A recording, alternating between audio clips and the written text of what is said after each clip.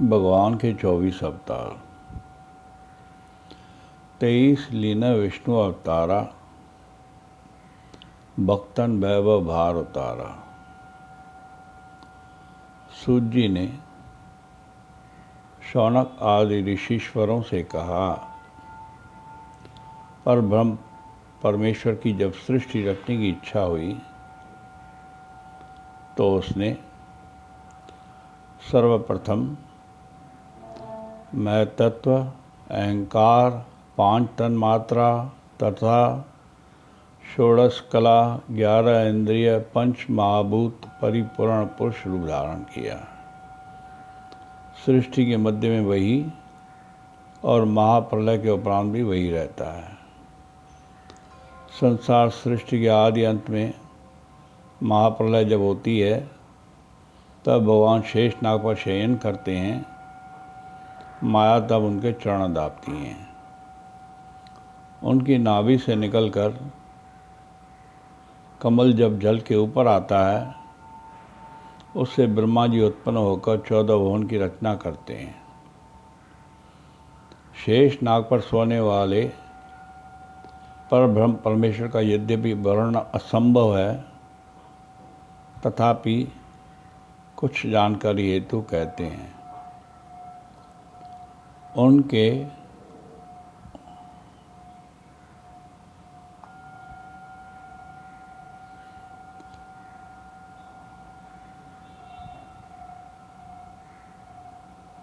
अनेकों मुख, अनेकों आँखें, अनेकों कान, अनेकों भुजाएं, अनेकों जंघा, चरण आदि न जाने क्या क्या है। सूर्य का प्रकाश तो मानो उन परम प्रकाशवान की क्षीण छवि मात्र है। उनसे तो अनंत सूर्य, चंद्र, तारे और न जाने क्या क्या रचना हुई है। जो उनका भूमंडलीय स्वरूप है वह इसी प्रकार का है। शेषनाग पर लक्ष्मी जी के साथ वे स्वयं हैं। उनकी नाभि से ब्रह्मा जी और ब्रह्मा जी से फिर सनत कुमार, जो सदा 5 ही वर्ष के रहते हैं और कठिन तपस्या के लिए बाल काल से ही वन चले जाते हैं। दूसरा अवतार वाराह जी का हुआ। उन्होंने सृष्टि रचना हेतु पाताल जलमग्न पृथ्वी उद्धार किया। तीसरा अवतार यज्ञेश चतुर्भुजी स्वरूप में हुआ।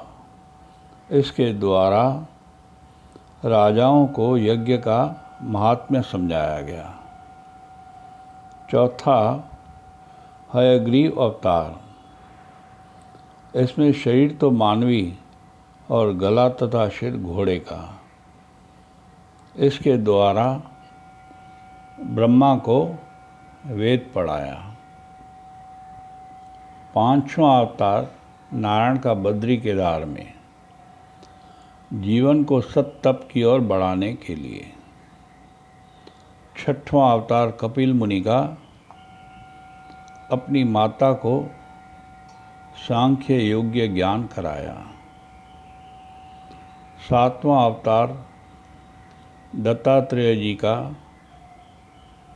अत्रि पत्नी अनुसुईया जी से हुआ, जिनसे प्रहलाद और राजा अलर्क ने वेदांत पढ़ा। 8वां अवतार मेरु देवी से ऋषभ देव जी का हुआ, जिन्होंने परमहंसों को मार्ग दिखाया। 9वां अवतार राजा पृथु का वेणु के शरीर मंथन से हुआ। इसके द्वारा पृथ्वी को सुधारा गया, इसीलिए इसे पृथ्वी कहते हैं। जब प्रलय हो गई तब पृथ्वी नाव रूप धारण करके रही। उसमें वैवस्वत मनु को बिठाकर सृष्टि वृद्धि की।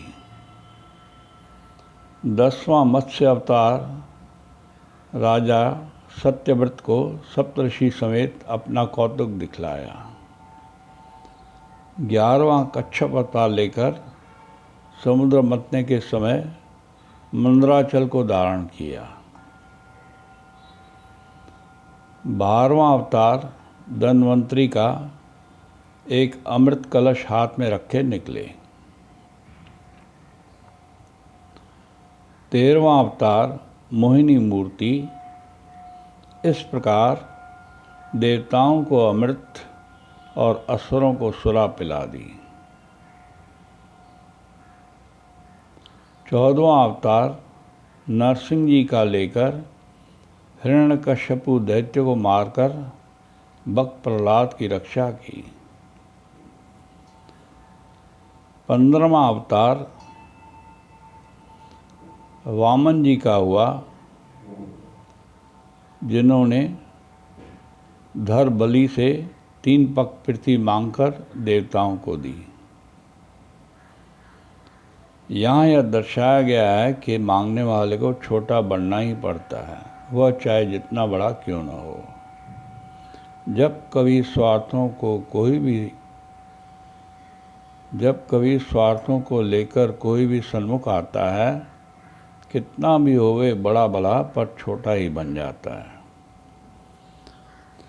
16वां अवतार हंस का लेकर सनत कुमार को उपदेश देकर उनका ज्ञान अभिमान तोड़ा। 17वां अवतार नारद जी का, उन्होंने पंचरात्र वेद बनाया, जिसमें वैष्णव धर्म व्याख्या है। 18वां अवतार वेद व्यास का पाराशर द्वारा सत्यवती से हुआ। 19वां अवतार परशुराम जी का हुआ, जिन्होंने सहस्त्रबाहु राजा को मारकर 21 बार दुष्ट क्षत्रिय राजाओं का संहार किया। 20वां रामचंद्र जी का अवतार, जिसमें रावण के अभिमान का नाश किया गया। 21वां हरि नाम रूप, जिससे गजेंद्र को उभारा। 22वां श्री कृष्णचंद्र जी का अवतार, जिन्होंने पृथ्वी के संपूर्ण भार को उतारा और जो अपनी अनेक लीलाओं के लिए प्रसिद्ध हैं। 23वां अवतार गौतम बुद्ध का है। इसका कारण यह है कि जब दैत्यों ने शुक्राचार्य से पूछा कि ऐसा कोई उपाय बताओ जिससे हमारा राज्य सदा बना रहे, इसका परिणाम यह हुआ कि जब यज्ञ आदि के द्वारा देवता घबराए, इंद्र को अपना राज्य पद छीन जाने का भय हुआ, तो भगवान की शरण में जा पहुँचे और कहा, हे प्रभु, अब अगर हमारी रक्षा नहीं करते तो हम अस्तित्वहीन हो जाएंगे। फलस्वरूप जीव रक्षा और वैदिक विचारकों के दोषों को दूर करने के लिए बुद्ध भगवान ने अवतार लिया। 24वां अवतार विष्णु यश ब्राह्मण के घर तब होगा जब कलयुग का न्याय पराकाष्ठा पर पहुंच जाएगा। कलयुग के अंत से ही सज्जु का जन्म होता है। वैसे तो जो कुछ दिखता है, समझ में आता है और जो कल्पना से परे है, सो भी सब उस पर ब्रह्म परमेश्वर से ही है। ऋषीश्वर, मुनीश्वर तथा जड़ चेतन सब उससे ही हैं। कहीं भी किसी भी रूप में वह अवतरित हो सकता है, उसे वर्णन नहीं किया जा सकता। उसके पाने के जो मार्ग हैं, सर्वोत्तम मार्ग हैं, वे भागवत में बताए गए हैं। वेद व्यास मुनि ने सुखदेव जी को वही भागवत सुनाई थी और उसे ही मैंने भी गुरु की कृपा से पा लिया है। भागवत से जैसे राजा परीक्षित मुक्त हो गए हैं, वैसे ही कोई भी कभी भी मुक्त हो सकता है। केवल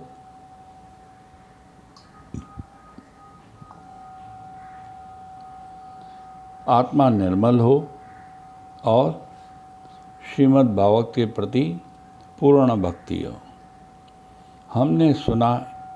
जो हमने सुना है वही तुम सबको, परम भक्तों को भी सुना रहा हूँ। ओम तत्सत, ओम तत्सत, ओम तत्सत।